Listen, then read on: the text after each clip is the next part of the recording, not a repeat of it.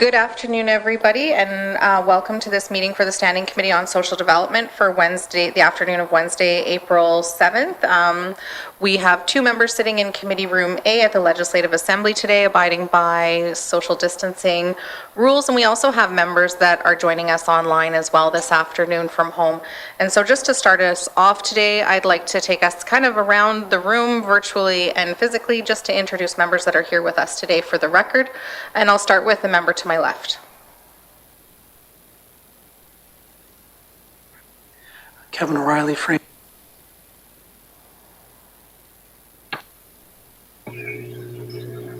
Thank you very much, and we'll turn it over to members online, starting with MLA Semler. Lisa Semler, MLA for Nuvik Twin Lakes. MLA for Yellowknife North.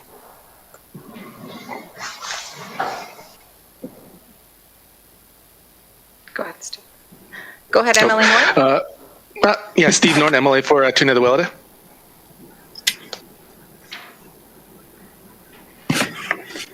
MLA Knockleby. Katrina Knockleby, MLA for Great Slave. I was waiting for my face to show up on the screen. Thank you very much. Next.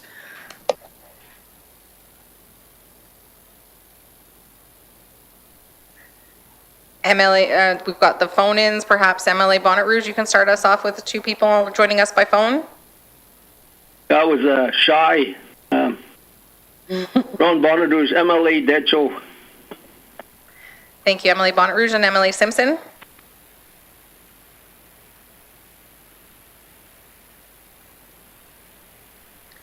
Okay, also on the phone lines this afternoon, we also have MLA Simpson from Hay River, and sometimes technology gives us a bit of a challenge, and so I'll introduce him for him. Also in the room with us today, we have our committee advisor, Aaron Shea, and we also have our committee clerk, James Thomas.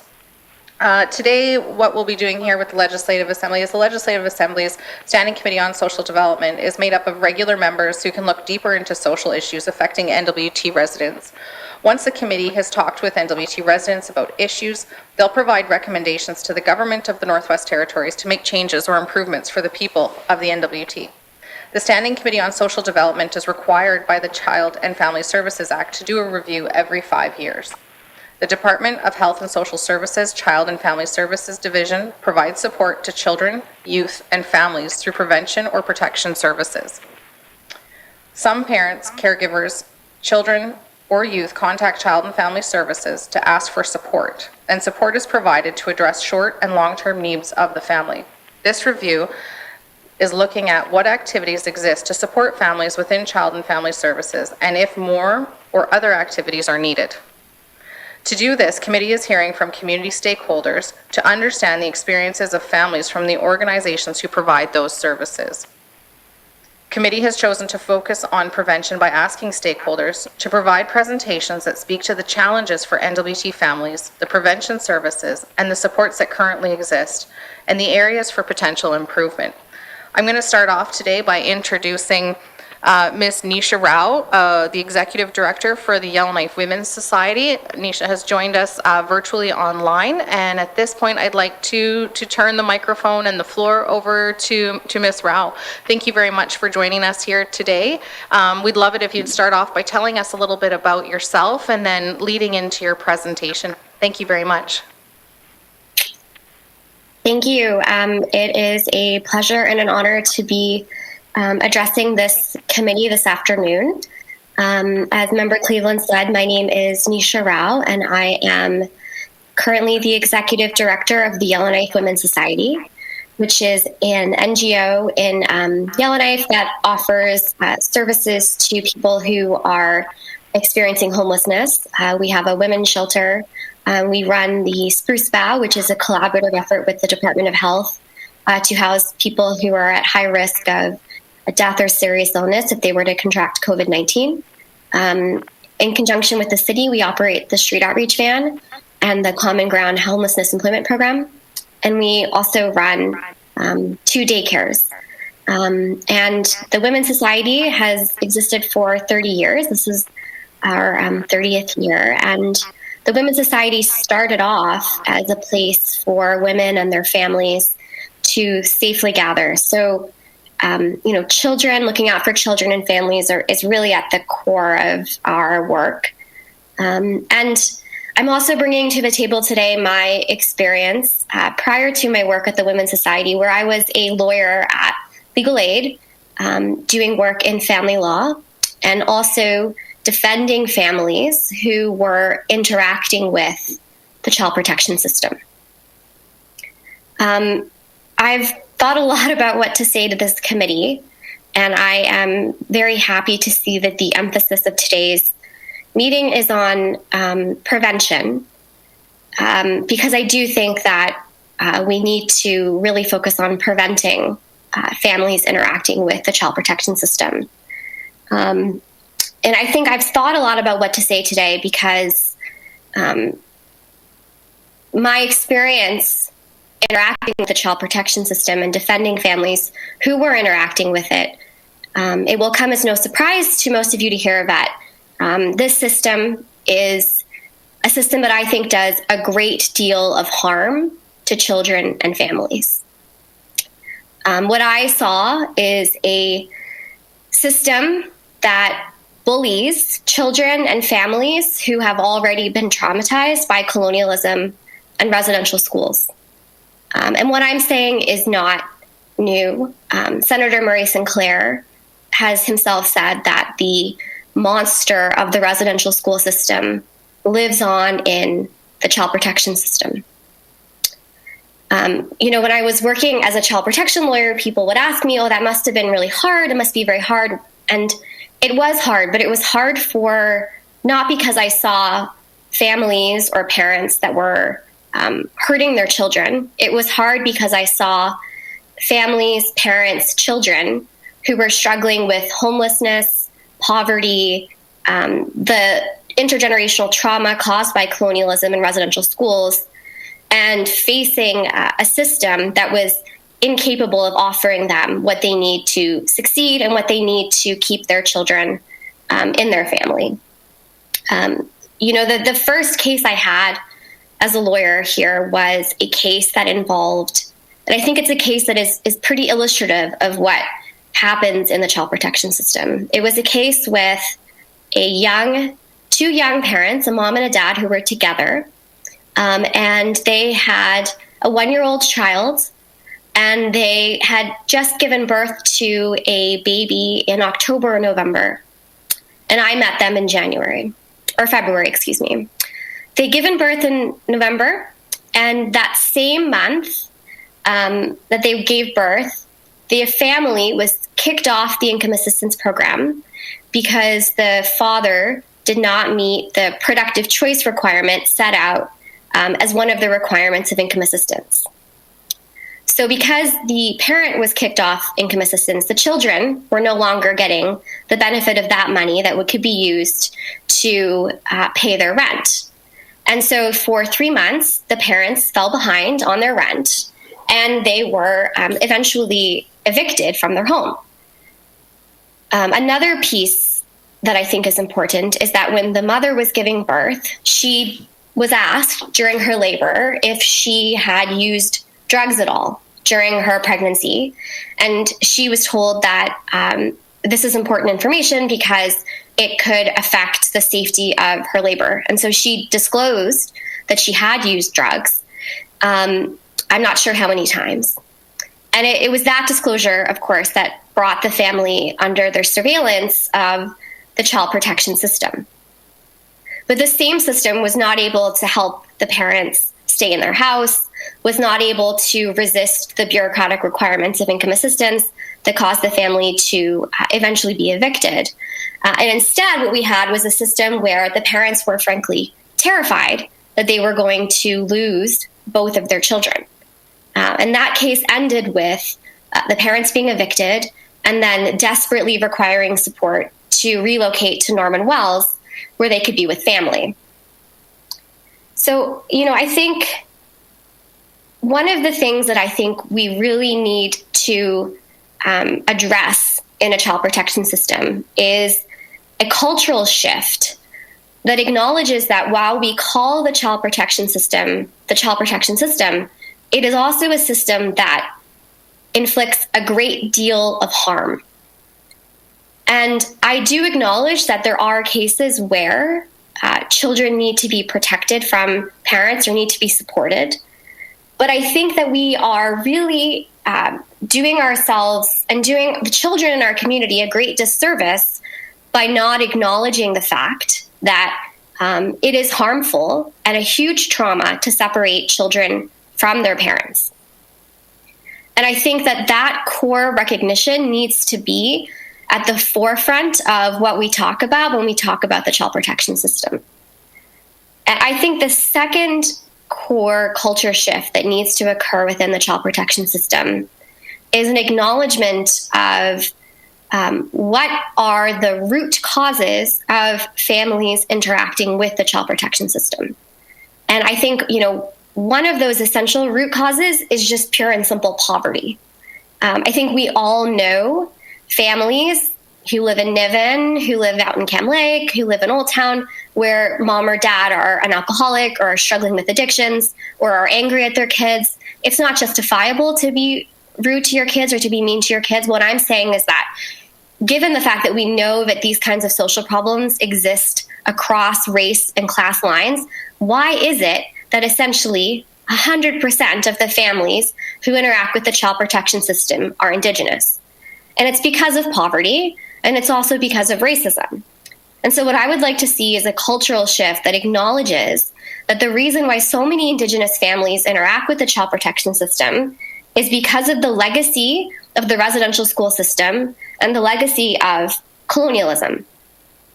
I'd like to go to one anecdote I had a client who was from a small community, and his family, him and his partner, had 8 of their children removed from them by Child and Family Services.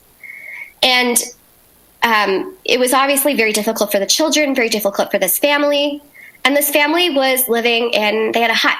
That's what their house was. And a huge issue in the trial was whether or not their house was suitable enough. And obviously this family, suffered from, was very poor.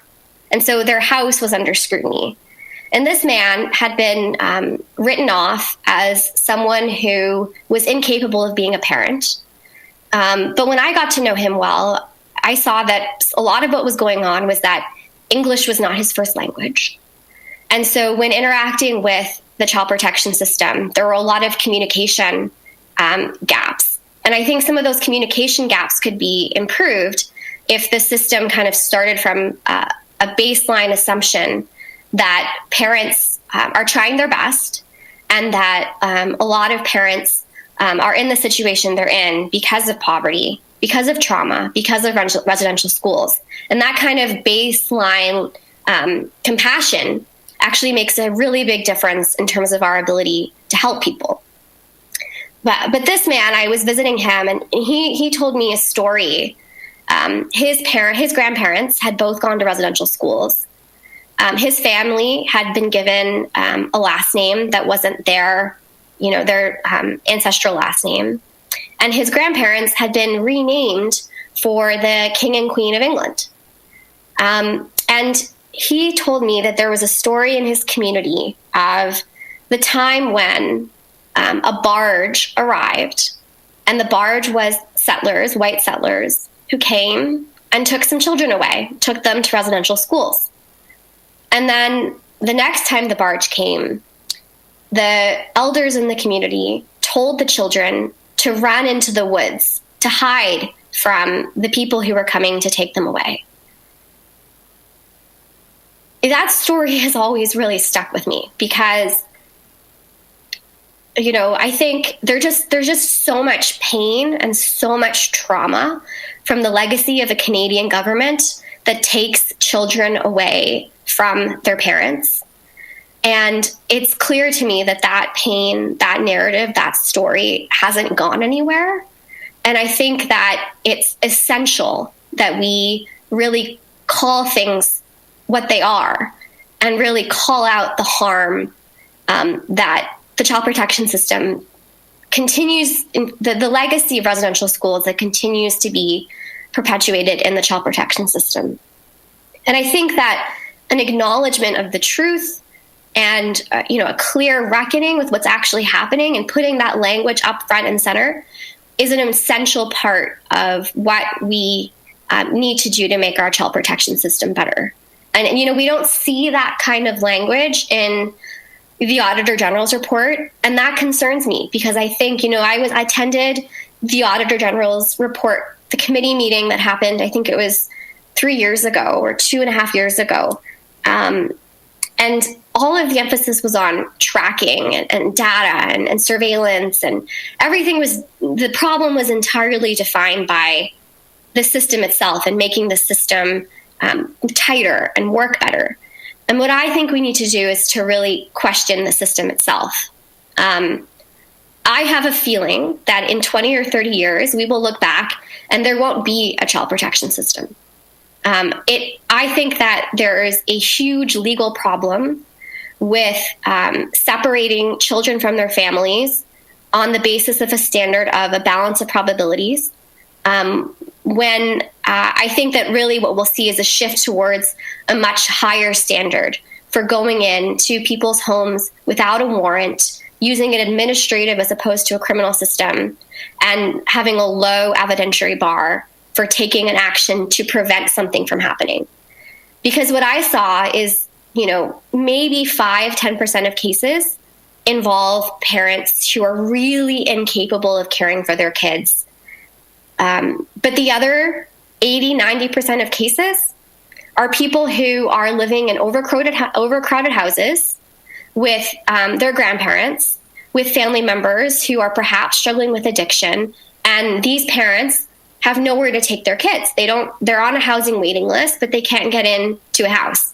And so they're crammed into a small living quarters with other people. And of course, there are going to be problems. That is really a huge driver of what's going on. Another huge issue is a lack of counseling services and treatment services available to families here in Yellowknife.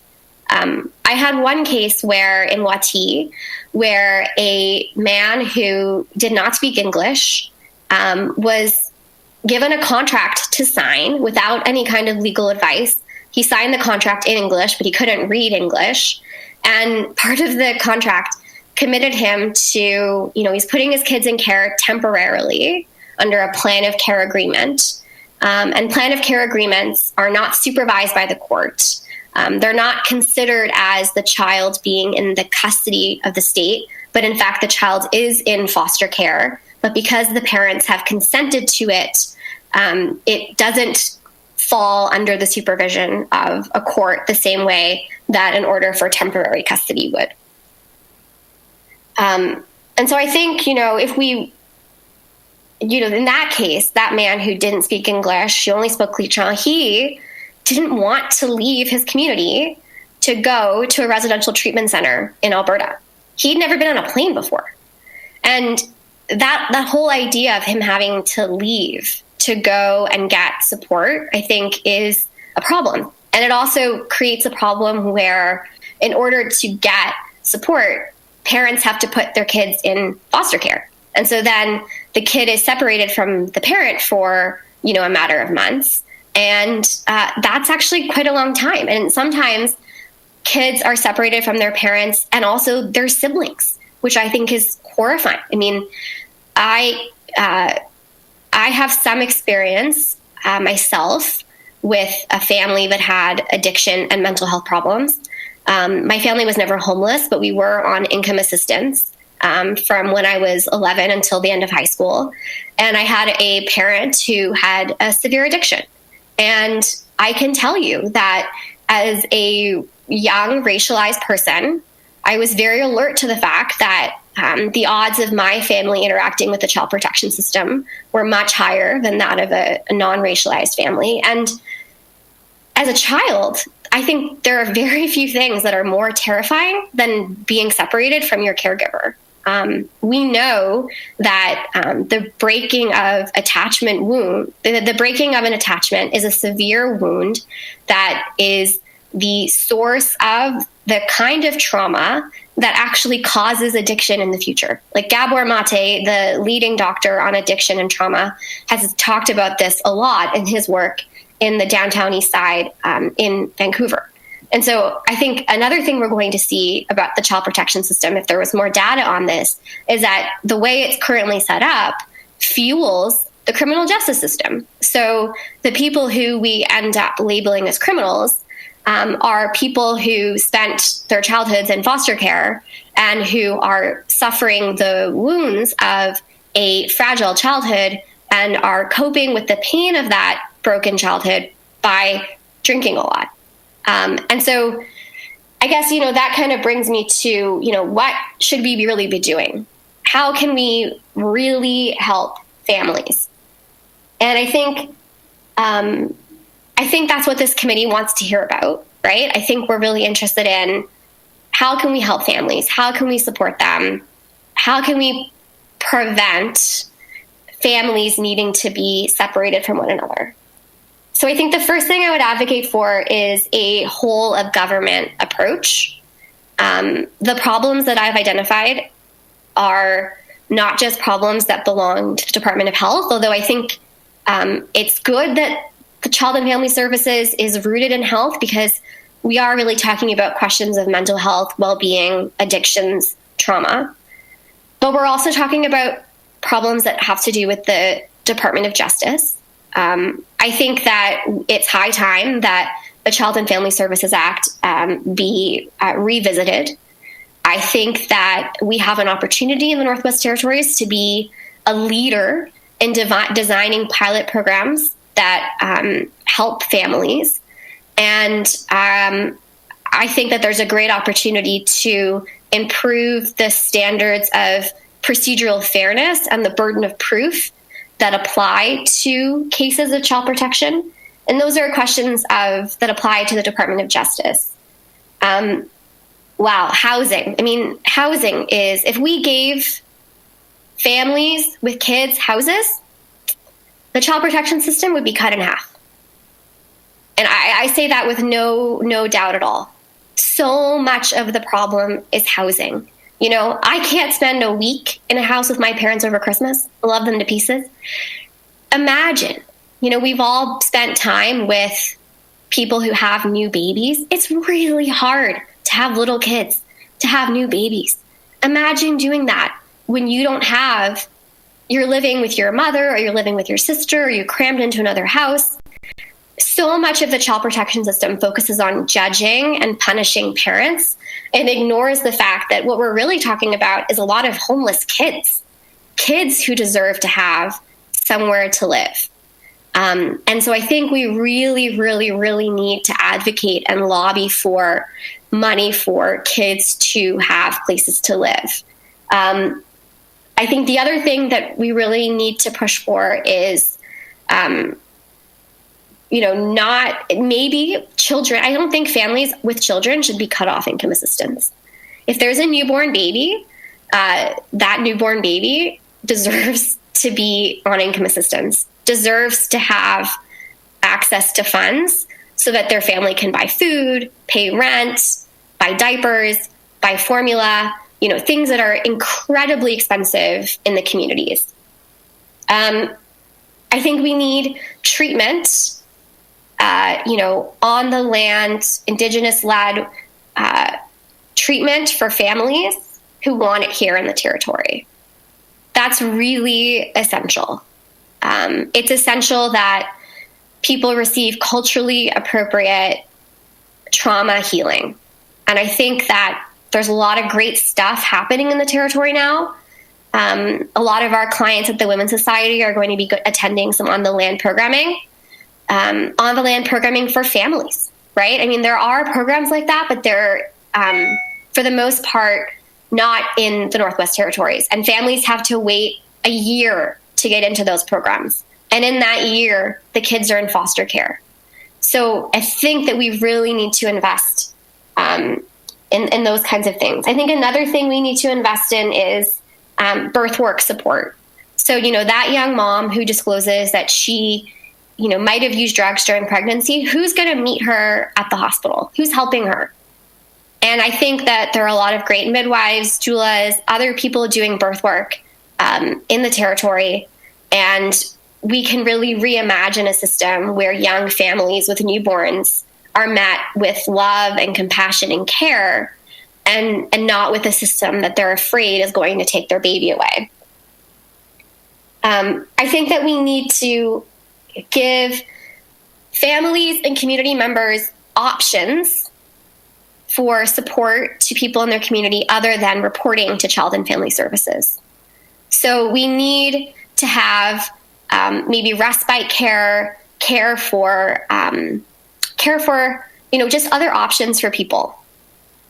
And I'm not the first person to say this. There's a lot written about this, but I think we should consider that, yes, housing is expensive. These kinds of programs I'm talking about are expensive, but it's also the case that we, and I have a lot of respect for people who become foster parents, but I saw a lot of, sorry, we can't, there's nothing for you for housing, but we will give, a lot of money to a foster parent to care for your kid outside your house. So I think we need to kind of look at how some of those incentives are set up. And just, the last thing I want to say is that I think we really have to beware of what I'm going to call the hot potato. And so I think it's really great that the Liberal government is taking the lead on passing over sovereignty and jurisdiction of the child protection system to Indigenous governments.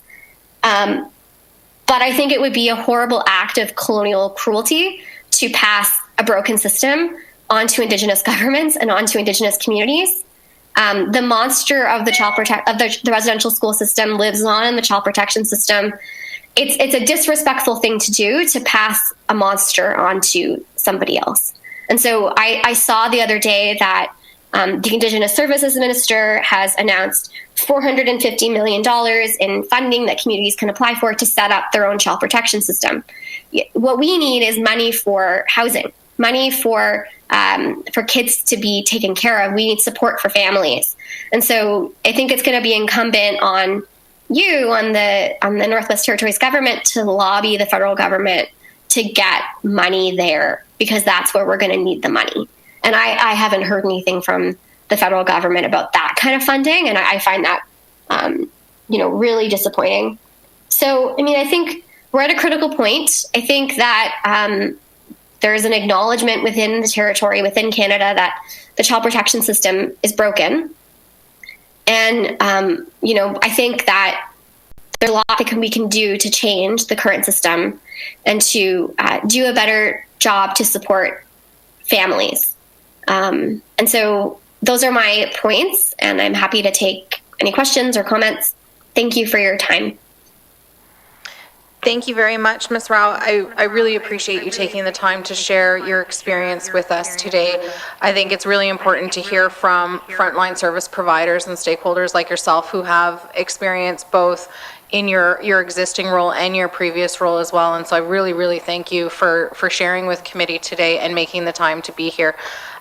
Your experience is incredibly valuable to the people of the Northwest Territories, and I know that a lot of what we're talking about today can be very difficult for people to hear and to tune in to listen to. And so I thank people from the public who are also joining us here today to listen to this and to go through their own experience as well during these presentations. And so thank you very much.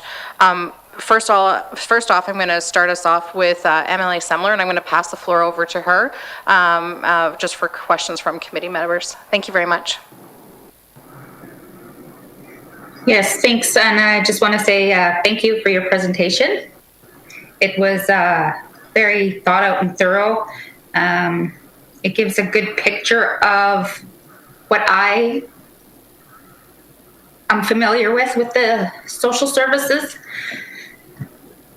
Enough so that it gets me emotional, sorry.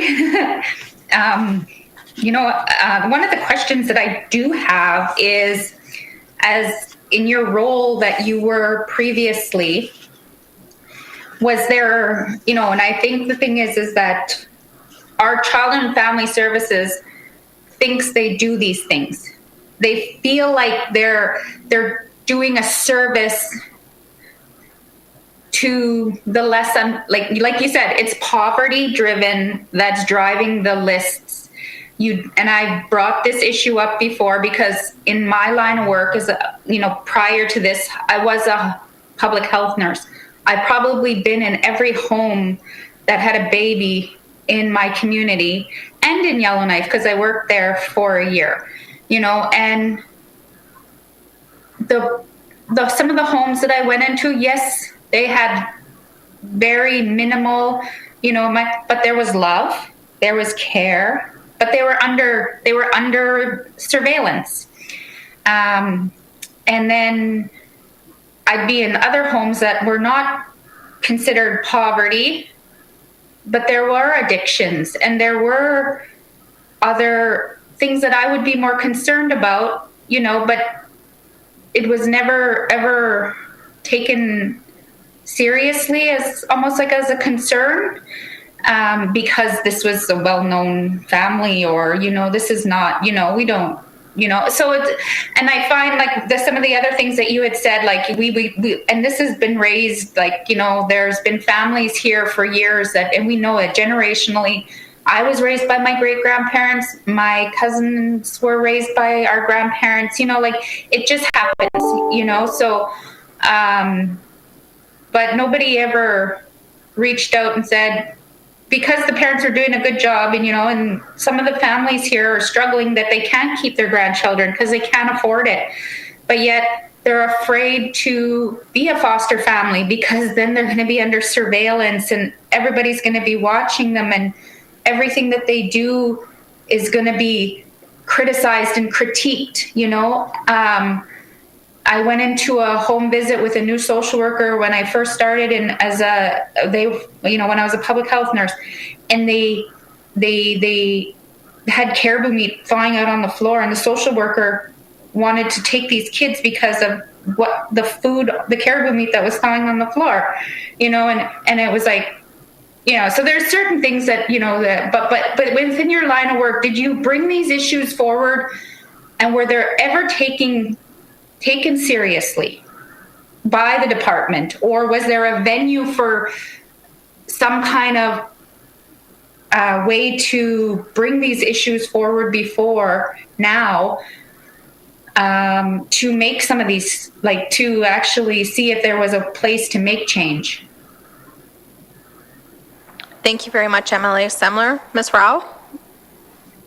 Well, I think I just want to acknowledge your emotion because I feel it too, and it was really hard for me to work in that line of work, and I wish we live in a small community, and I think everyone's trying their best, but no, I think your point that this is what Child and Family Services says it's doing. That's what I mean by we need to start speaking truthfully about what's happening. And that's what I mean about there needs to be a culture shift. Because, I would go into a room and we need to switch into, less judgment of families and more compassion, right? I didn't have a single client who said, I don't want to care for my child. What does that tell you, right? Not a single person.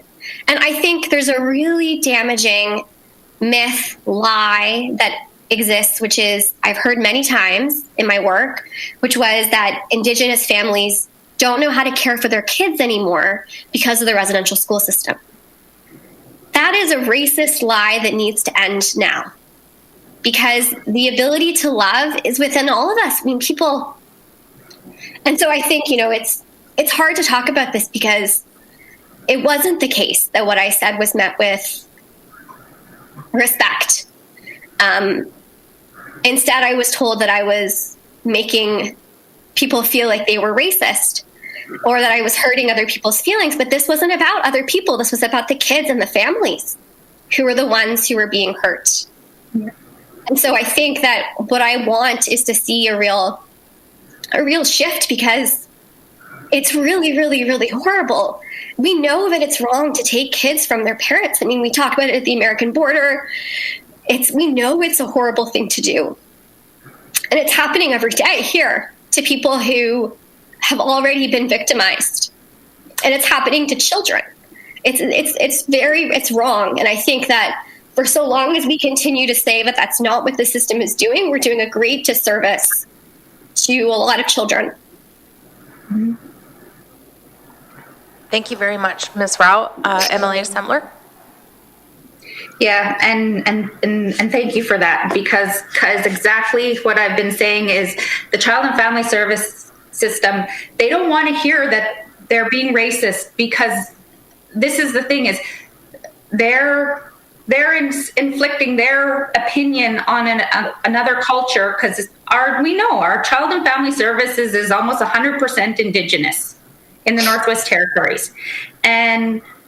But it's okay for them to force their racist ideas and the way that raising children, and yes, we know that there are some issues, but there are root causes like you had mentioned. But they don't want to hear that their system is racist. And I agree with you. And it's more of a comment that we need to just get rid of it. If the best thing that we can do is get rid of this and start providing services. And that means Aboriginal, Indigenous-led addictions in the Northwest Territories for those who want it. That's the thing is, there are some that want to go, maybe will go out, but majority of the people that I've spoken to on my campaign last year, that's what they wanted, was to have that in here. They want their kids to quit getting taken away. They want, if they can't watch them, they want their families to be able to be financially supported to watch their children, all these things, but nobody wants to, it's too much work. It's too much work to make those changes. It's just easier to take the kid, put the kid in foster care, and we'll deal with whatever later, and I've been dealing with a couple of cases of Child and Family Services situations since I've been elected. And a couple of them still don't have their kids back. And they've been taken away right from when they were newborn, and this is wrong. It's wrong, and it's wrong at all lengths. And I just want to thank you for your presentation and being open and honest and frontline. And that's the thing is with frontline, and some people who sit up in the White Tower that we always say is they don't realize what's actually, they say it's good on paper, this is what we do, but it's not always happening on the ground. So thank you. Thank you. Thank you very much, Emily Semler. Ms. Rao? I don't have anything to add. Thank you very much, Ms. Rao. I'm going to turn the floor over to MLA Knockleby. Thank you, Madam Chair. I just also want to reiterate, thank you, Ms. Rao, for coming and sharing your story, not only from a professional perspective, but also your personal story. I'm a child of parental alienation myself. Luckily enough, I had a great parent that I stayed with. However, I also lost time with a parent, and I do understand the emotional toll that does take on people, even when they're set up very well socioeconomically or come from a place of privilege like myself. Everything, you couldn't see me, I had my camera off while you were speaking, but I was just a bobblehead here nodding along with everything that you said. One thing that has become apparent to me in the last year and a half, and particularly around my situation in leaving cabinet, was that people don't want to hear the truth often. And I was quite heavily criticized for pointing out things that were wrong within the GNWT. I think this is a fault of our government. Rather than acknowledging problems and trying to then work on solutions, because you cannot come up with a solution until you properly characterize the problem. Our government chooses to put its head in the sand often instead. I was accused of disparaging the public service for that matter, but my point is not, I think it's one you've made much better than I ever did, was that it's not the individuals within the system, it's the system itself. And if we don't acknowledge the issues and the problems within that system, we're never going to be able to fix it. Nothing seems to be proactive in this area. I'm new to child and family services. It's not an area I had a lot of exposure to prior to coming onto into this role. But what I am learning is that it's very reactive, not proactive. And I think that sort of summarizes a lot of what you were saying, as well to your message around poverty is not neglect. And until we get people set up properly to properly provide homes and food, et cetera, like you said, they're going to be seen as being poor parents, and we're going to continue to keep taking their children away. And I agree. I don't really have a question for you. If anything, I just wanted to reiterate that I agree with everything you said. I think it lines up very well with everything this committee has been discussing and how we do see things are needing to be holistic. I think this is a government issue across the board. When you say whole of government approach, you'll notice that's a real buzzword right now, or phrase around cabinets. So I just wanted to say, that I agree with that. And I think that the government needs to look at this with all of the departments on board, and not just from I often hear them say they have a DM working group or an ADM working group, but I'm almost wondering sometimes if it might be more productive to get frontline workers like yourself from different departments together to have conversations at that level, and just seeing how there's little things, if they're knowledgeable about what each other is doing, that they can help to improve. And we often talk about pathfinding. So I think that plays a lot into what this committee is discussing. So mostly just a thank you for your time and your commitment. Thank you very much, MLA Knockleby. Ms. Rao, would you like to respond? Yeah, I think your point about, people, I want to acknowledge the hard work of the social workers who work within child and family services, who have a really hard job and are overworked, and there aren't, I don't want to say, but I think, I just want to acknowledge that, right? I think when the job is that hard, when you say, well, this is something that's broken in the system, of course, it's going to feel really personal to the people who are doing the work. And so that, that makes sense to me. But I think, just one other little anecdote I have is I had a case where a family was from Sigachik, and the mom had brought the kids to Yellowknife without the dad's approval, and then the kids were apprehended here. And, the kids were running away from foster care to Delo, actually, I think because the mom had a friend there. And the dad was never notified that the kids were running away from foster care. And so much of the issue, which I thought was shocking, and so much of the apprehension, the reluctance of social services to return the kids to the father in Sigachik was because he lived on the land. He lived in a shack. And I just thought that was, that's kind of definitionally wrong, right?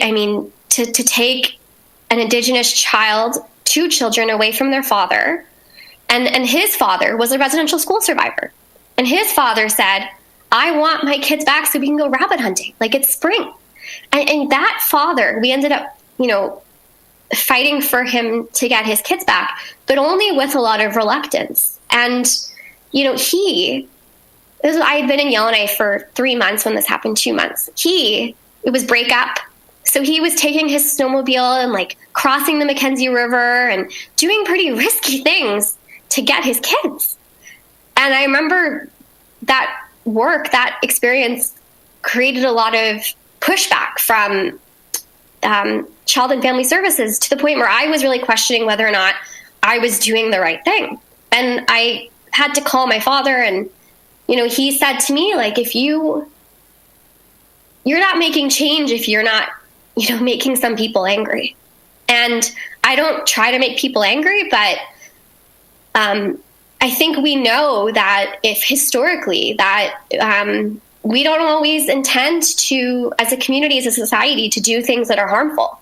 But often when we're doing things that are harmful, we lie about it. So, we don't call the criminal justice system the keeping our community safe system, because that would pretty obviously be propaganda. So I think we should look at what's going on if we're calling this child protection system the child protection system, when I actually think it's doing a lot of harm, maybe more harm than good. Thank you very much, Ms. Rao. MLA Knockleby, do you have a follow-up question? I'll just say that I do agree with that statement as well. And I also don't purposely set out to make people angry either. But somehow I think you're right that when you are pushing for change, it makes people uncomfortable. And so I personally am trying to look at how do I phrase things in a manner that we're not using language that places blame on people that are just doing the best that they can in the system. So I do, again, also appreciate that, everybody is trying their best. And of course, nobody wants to see children taken from their parents, but we do need to fix this. So thank you. Thank you, Emily Knockleby. I'll pass the floor over to Emily Johnson.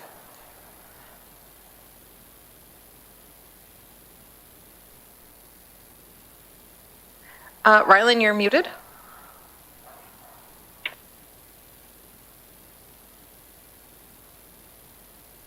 Sorry, Emily Johnson, we still can't hear you.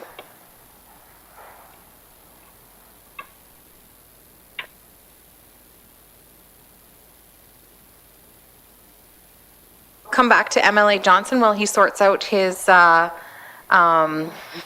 technology a little bit, and I'll pass it over to Emily Norn. Thank you. Masicho, Madam Chair, and I want to thank you for your for sharing with us, taking time with us. It was very very emotional. I guess these types of presentations, they pull at my heartstrings too. Because I was adopted by my great grandparents and they raised me, and I wanted to say I have no doubt in my mind if I wasn't raised by them, I'd probably be in jail. I'd probably be in the system someplace, and but anyways, I want to thank you for sharing with us, and this is kind of making me a little bit emotional too as well. But one of the things that when I was listening to all of this, and I was listening to just from some of your background, I made some notes here. You made some notes about Child and Family Services Act. It must be changed, and you mentioned something about justice. I got some feedback there, Madam Chair. Am I showing feedback? No, you're good to go, Mr. Norn. There's no feedback on our end. Thank you. Oh, yeah. Okay. Going back to what I was saying anyways, one of the things I noticed when I was going through the Standards and Services Manual for HSS is it was last updated in April 1st, 2016. That's 5 years old. I think that's something that needs to be probably looked at. And I guess my one question for you is, based on you said you had a background in dealing with this, is what other suggestions, what other legislative changes, think some high level changes, maybe a couple of suggestions that you'd change right now if the act was going to be looked at like today? Oh, excuse me. Thank you, Madam Chair. Thank you, Emily Norn. Ms. Rao? Well, I think,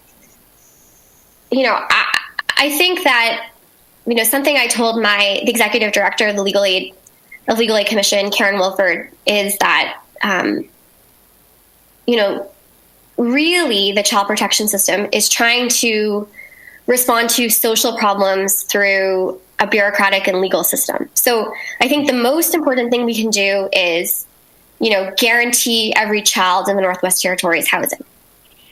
Guarantee every child in the Northwest Territories access to culturally appropriate counseling, and guarantee that every child will not be cut off income assistance, right? I think those are the most important things. I think, and I think that, I also think that, if we want it to be really creative, we would probably raise the standard of proof in our child protection system so that it was under greater judicial scrutiny, and so that, before we made a decision to remove children from their parents, or before, kids were placed in foster care, there was, a pretty high guarantee that we had done everything that we could have done. I think, I'd have to take a closer look at the act. I haven't practiced now in 2 years. I think there were some good changes that were made in Bill C-92.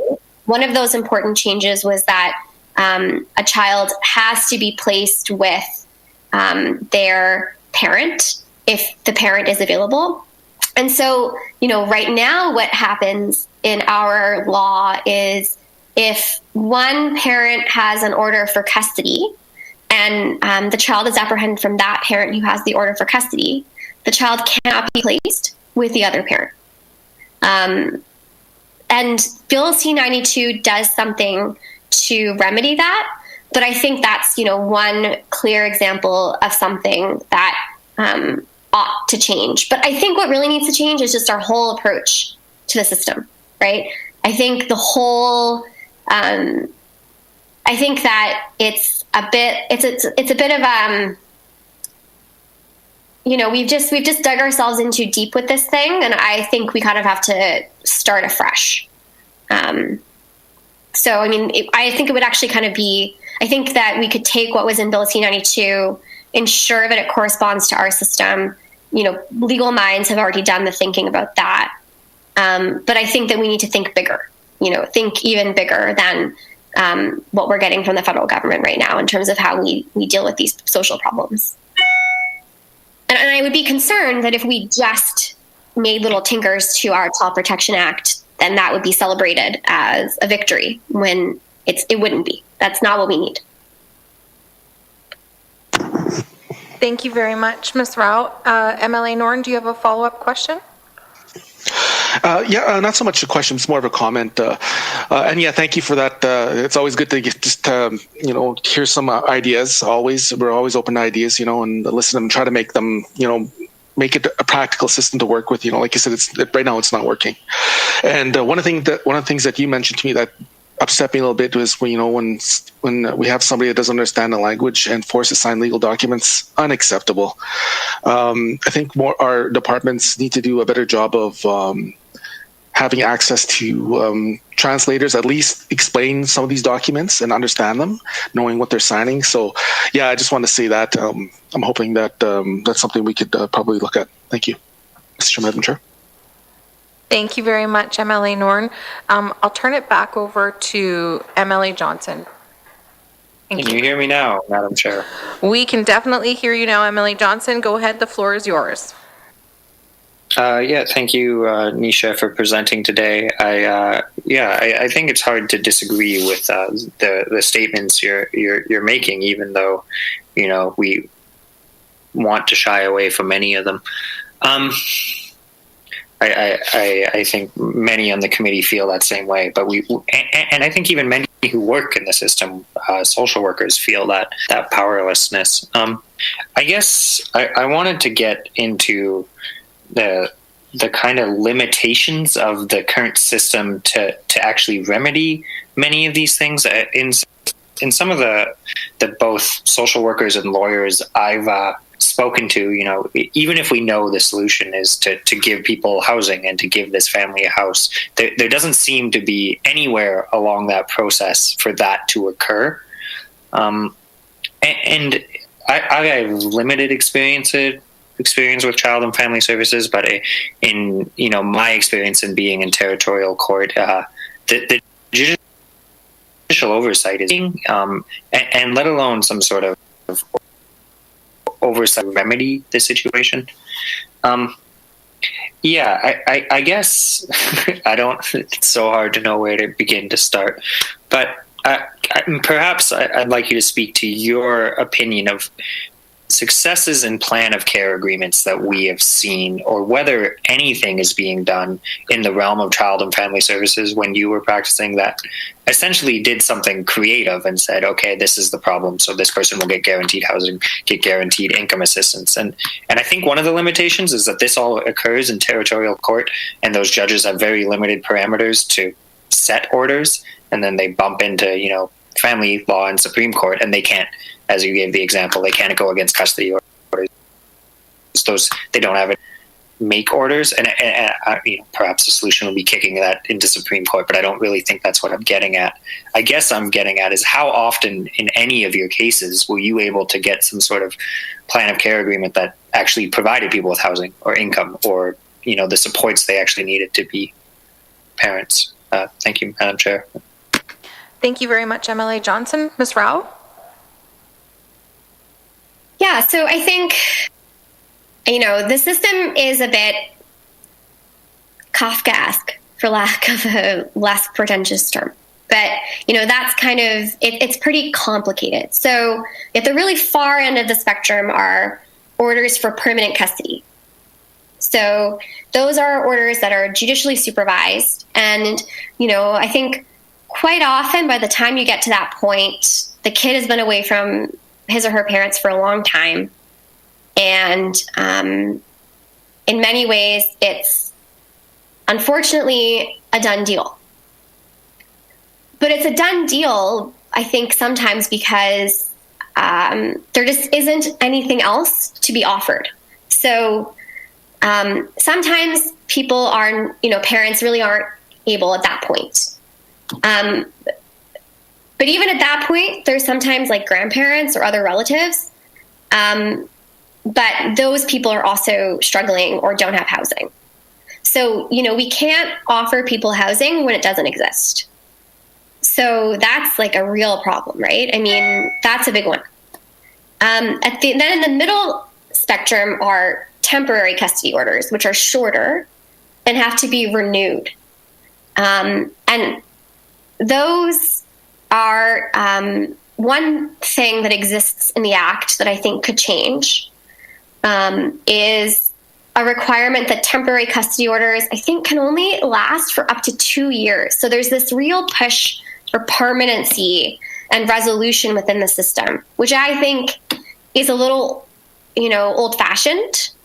And,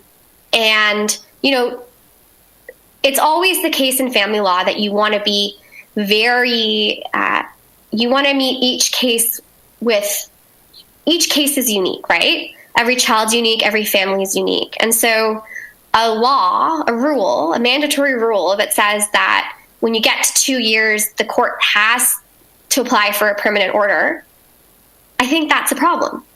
I think that puts the court in handcuffs when I think that judges might want to be more creative. But it's hard to be more creative without the presence of social solutions to social problems. So if mom is unable to access counseling and is living with her mom because she can't get housing, and the fact that her kids aren't in her care affects her status on the waiting list for housing, I mean, that's an impossible situation. The die are cast. And then, before temporary custody orders are the plan of care agreements. And this is where 75% of the action takes place. And that's when parents sometimes agree to place their kids with other people, but those agreements are not supervised by the court because they are not orders. They're agreements made by parents. I think one thing that we could change is create a legislative requirement that a parent has a right to legal advice before they sign any kind of agreement. So I really would push for this a lot because I would come up against cases where parents had been interacting with the child protection system, had signed agreements for a long time, but had never been offered legal advice. But the other thing I would say is that, these aren't, I just keep going back to this, is that they're not just legal problems, right? Like, as a lawyer, I can only do so much if someone is actually living in a house that's overcrowded and there actually are, problems that need response. There was something else you asked about, but I can't remember. And the other thing I would say with respect to creativity is that, we did have one case where this was the client I was telling you about who had lost many kids. And then a new baby was up for a permanent application. We handled that case in a kind of judicial mediation. So we spent a day with the Chief Justice of the Territorial Court, who listened to my client and the mother tell their stories and, talk about their trauma and talk about the trauma of having their kids taken away from them. And we were able to try to find some middle ground solution there where the kid wasn't taken away from their family. I think it was really beneficial for everyone. It was very emotional, but it was good for everyone to have a chance to hear from the parents in a really fulsome way and in a room that wasn't a courtroom, which can be intimidating. And I think that was a good process. I think it would be great if we invested some research into, a judicial mediation case management of child protection cases with judges who understand and know a lot about families and family law. And I think that could go a long way. I also think that, there's some really creative stuff happening in other jurisdictions that are pilot programs where parents and families are given housing. There's, support workers available who, work on emotional responses, proper responses to anger or frustration or dealing with a toddler, helping parents build skills, cook meals, connect with community members, offering supports to families, right? So I think there's a lot of room for creativity there, for sure. Thank you very much, Ms. Rao. MLA Johnson, do you have a follow-up question? Thank you, Madam Chair. Yeah, I guess just some comments. I've held in family services files come to me in my short time as an MLA, and it's amazing how often some come to me. And the first question I said is, has anyone told you to get a lawyer? Do you have a lawyer? And on all those files, it's been no. People are in plan of care agreements. They're trying to get their kids back, and at no point have they got a lawyer. And the other thing I've always found a bit perplexing is that you're immediately forced to deal with the system that took your kids away. And I think what you're speaking to of having more judicial oversight just seems to make complete sense, in that if a social worker takes your child and then has that file, the relationship is broken right from the start. And I find myself as an MLA, in between hardworking social workers, child and family services, and my constituents trying to get their kids back. And I find it insane that I can even end up in that position where that relationship is having to be navigated and there's not judicial oversight of it.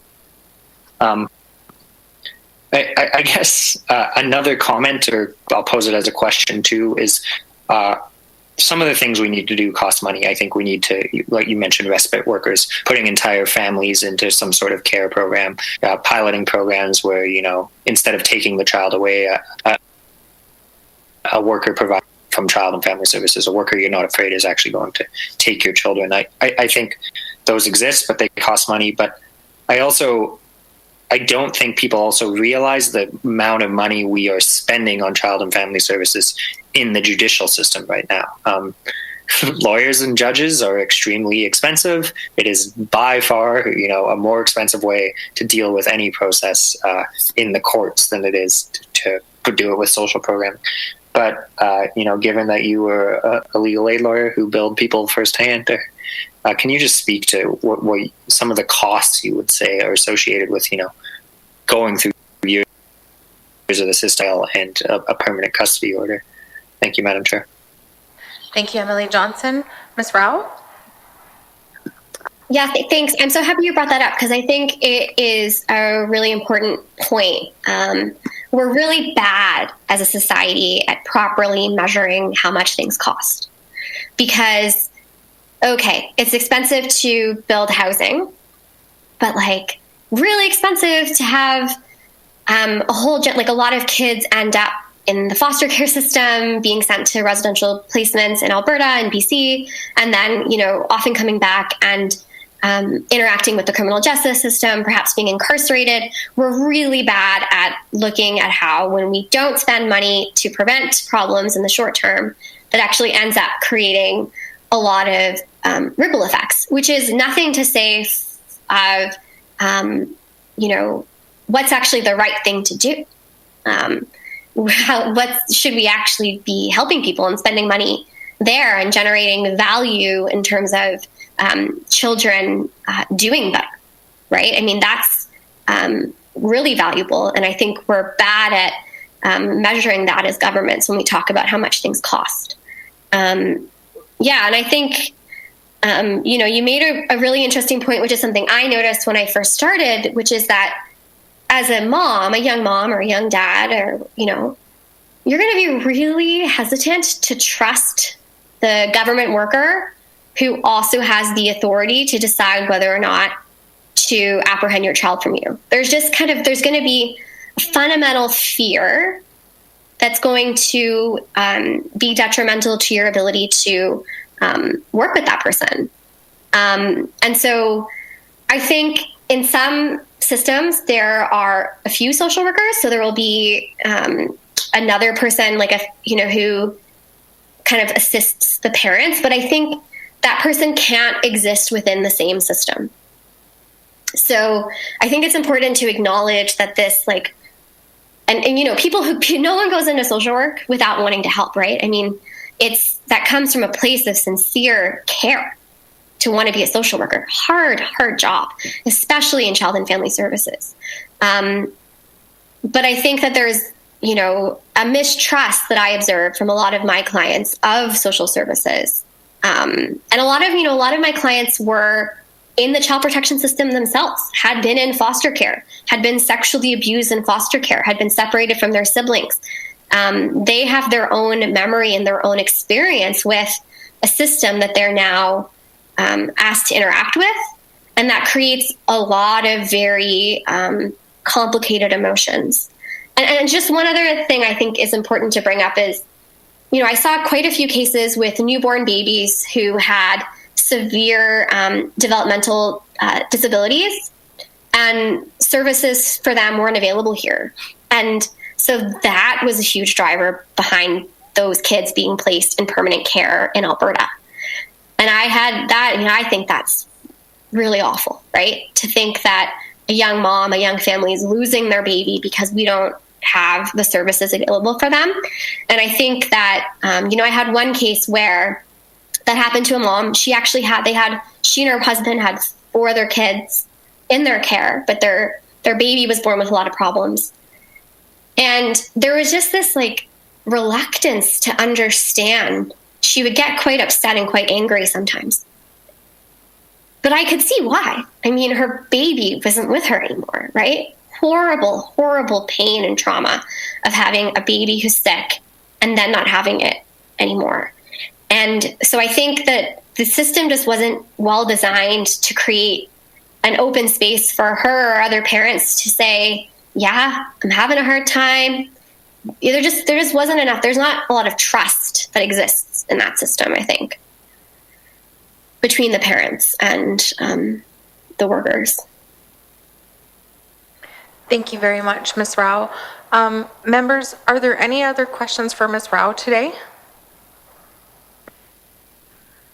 Hearing none, I think from the bottom of my heart, I want to thank you for being so candid and so honest with us here today, Ms. Rao. This is a much needed presentation, and we're all here because we want to serve the people of the Northwest Territories by doing our part to improve the lives of the people of the Northwest Territories. And it really does take all the stakeholders, all the residents to come together in order to see that happen. And so we really value your time today and want to thank you for being here with us. Especially, the lives of children are so important, and they're our future. And so it's worth taking the time. So thank you. Is there anything you wanted to add today before we end off? I guess I thank you. I know that you all care, and I think that there's a lot of possibility for real positive change, and it will take lobbying works, and I think that there's a lot of room for you guys could do great work to make a huge difference in the lives of a lot of kids, and I'm really hopeful because I think that that kind of advocacy could make a big difference. And I feel hopeful and positive about the kind of change that you could make. So thank you for allowing me to speak to you today. Thank you very much, and thank you for your time today.